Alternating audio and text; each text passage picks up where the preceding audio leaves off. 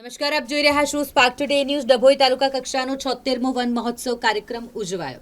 સુખધામ શિવ સંકલ્પ welfare foundation ખાતે ઉજવણી થઈ. ધારાસભ્ય શૈલેષ મહેતા સહિત વન વિભાગના અધિકારીઓ અને વહીવટી તંત્રના અધિકારીઓ ખાસ ઉપસ્થિત રહ્યા. કાર્યક્રમના અંતે વૃક્ષારોપણ કરવામાં આવ્યું.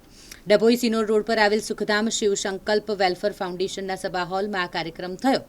ધારાસભ્ય શૈલેષ મહેતા અને મામલતદાર પીઆર સંગાડાના અધ્યક્ષસ્થાને કાર્યક્રમ યોજાયો. વન્ય અને સંરક્ષણ સાથે વૃક્ષનું આપણા જીવનમાં ખૂબ જ મહત્વ છે. વિવિધ એનજીઓના કાર્યકરોનું આ પ્રસંગે સન્માન કરાયું. સાથે વન અને પર્યાવરણના રક્ષણ હેતુ પ્રતિજ્ઞા લેવાઈ.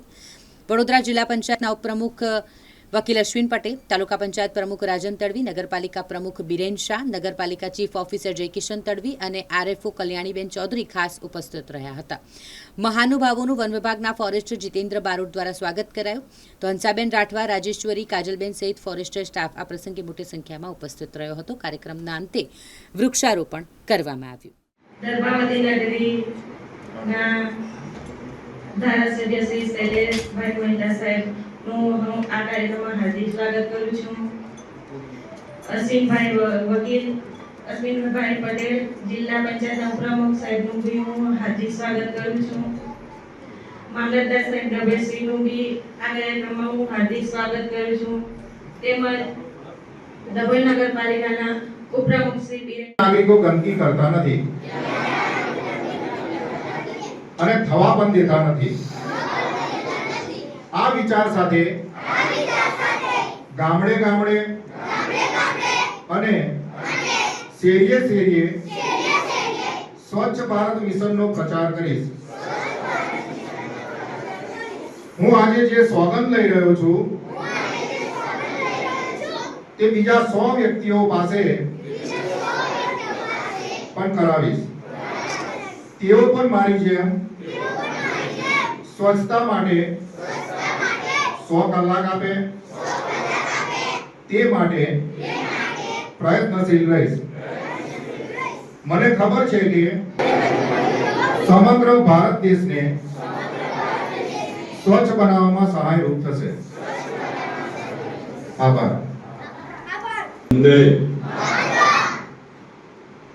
આજના વડાપ્રધાન શ્રી નરેન્દ્રભાઈ મોદીના 75 વર્ષ પૂરા કરી 76મા વર્ષમાં પ્રવેશે છે. 2 કલાક શ્રમદાન કરીને સ્વચ્છતાના સંકલ્પને ચરિતાર્થ કરીશ. હું ગંદકી કરીશ નહીં અને અન્યને કરવા દઈશ નહીં. સૌથી પહેલા હું સ્વયંથી, મારા કુટુંબથી, મારા મહોલ્લાથી, મારા ગામથી તેમજ મારા કાર્યસ્થળથી તેની શરૂઆત કરીશ. હું માનું છું કે વિશ્વમાં જે પણ દેશો સ્વચ્છ દેખાય છે તેનું કારણ એ છે કે એક વિશેષ જવાબદારી છે. એ રીતે ગુજરાતમાં વિવિધ ડિપાર્ટમેન્ટો દ્વારા વિવિધ કાર્યક્રમો, એમાં વન વિભાગના 76મો વન મહોત્સવ અને એમના કાર્યક્રમની જોડે જ અમારા નગરપાલિકાના ચીફ ઓફિસર શ્રીએ સ્વચ્છતા હી સેવાનો કાર્યક્રમ પણ ઉમેરી દીધો છે. સાથે લોક કલ્યાણ મેળા, જે નાના નાના લારી ગલ્લાવાળાઓને લોનો આપવામાં આવે છે સરકાર દ્વારા, અને એવા કાર્યક્રમમાં આપણી વચ્ચે ઉપસ્થિત છે જિલ્લા પંચાયતના ઉપપ્રમુખ અશ્વિનભાઈ વકીલ, તાલુકા પંચાયતના પ્રમુખ રાજનભાઈ તડવી, નગરપાલિકાના પ્રમુખ બિરેનભાઈ શાહ, નગરપાલિકાના કારોબારી ચેરમેન તેજલબેન સોની. 17 સપ્ટેમ્બર આપણા માનનીય વડાપ્રધાન શ્રી નરેન્દ્રભાઈ મોદીનો જન્મદિવસ. આજે 75 વર્ષ પૂરા કરી 76મા વર્ષમાં પ્રવેશી રહ્યા છે. ત્યારે ડભોઈ નગર, ડભોઈ તાલુકા અને વડોદરા તાલુકાના ડભોઈ વિધાનસભાના તમામ નાગરિકો વતી એમને શુભેચ્છા પાઠવું છું. અને એમના જન્મદિવસથી એટલે કે 17 સપ્ટેમ્બરથી 2 ઓક્ટોબર ગાંધી જયંતિ સુધી એક પખવાડિયા માટે વિવિધ કાર્યક્રમોનું આયોજન કરવામાં આવ્યું છે, જેમાં અહીંયા વન મહોત્સવનો કાર્યક્રમ વન વિભાગ તરફથી રાખવામાં આવ્યો છે. સાથે જ નગરપાલિકા દ્વારા સેવાઈ સ્વચ્છોત્સવ એટલે સ્વચ્છતા જે મોદી સાહેબને પણ સ્વચ્છતા પ્રિય અને ગાંધીજીને પણ સ્વચ્છતા પ્રિય હતી, એ બંનેના જન્મદિવસને અનુલક્ષીને 15 દિવસ માટે સ્વચ્છતાનું પણ આયોજન કરવામાં આવ્યું છે.